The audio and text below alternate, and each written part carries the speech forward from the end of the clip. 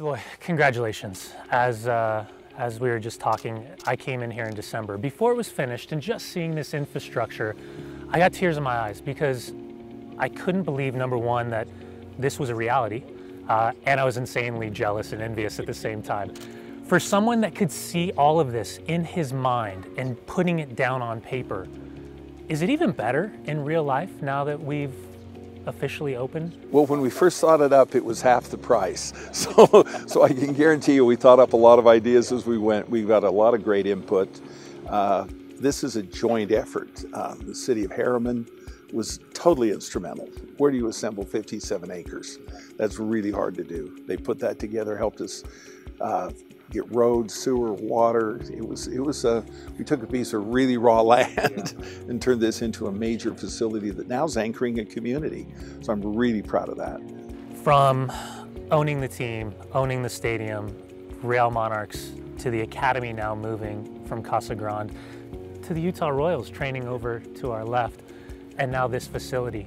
I know you don't want to take too much credit in all of this, and it is about sharing what this all looks like, but man, you've done a lot of good, Deloy.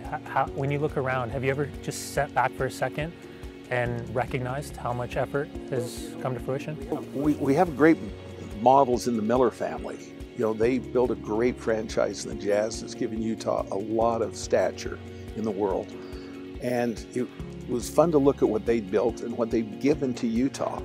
I mean, they built a great team. They could have taken that wealth and they gave it to Utah. I don't think we stop and think enough what they did with that.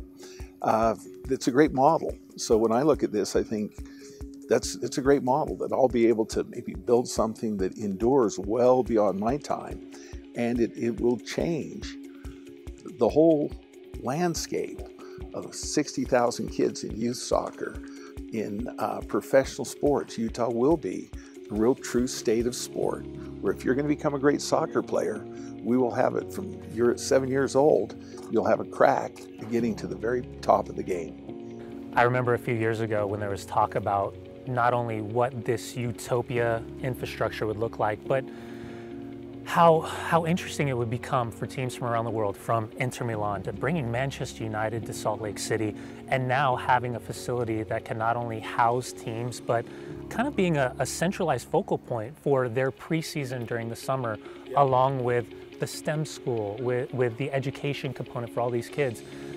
Being a one-stop shop, how important is this for now being the anchor of soccer in Utah?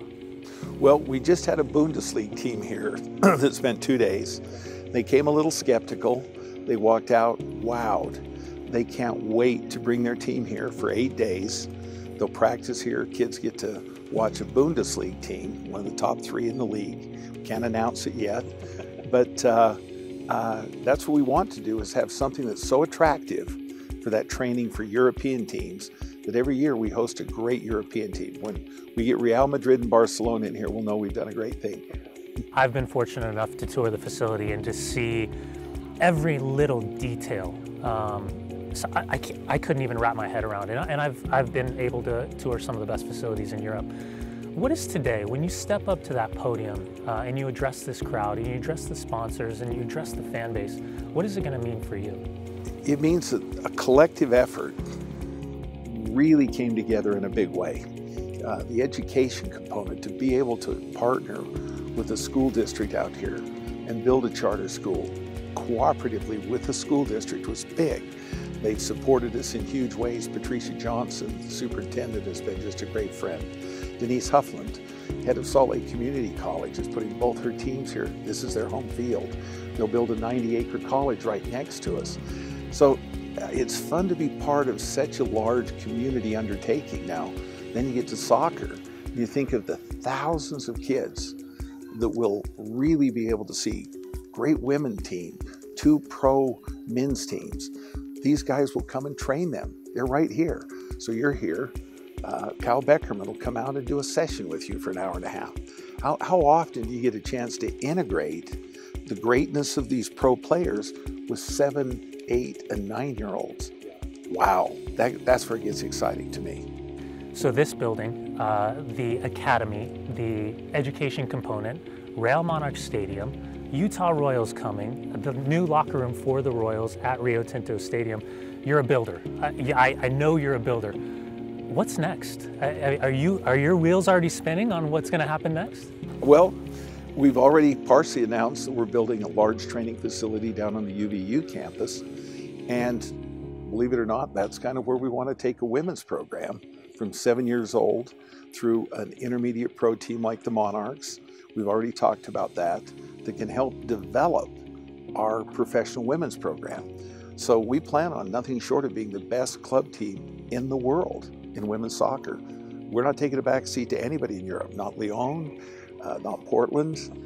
We just, with Laura Harvey, we sit down, drew a line in the sand.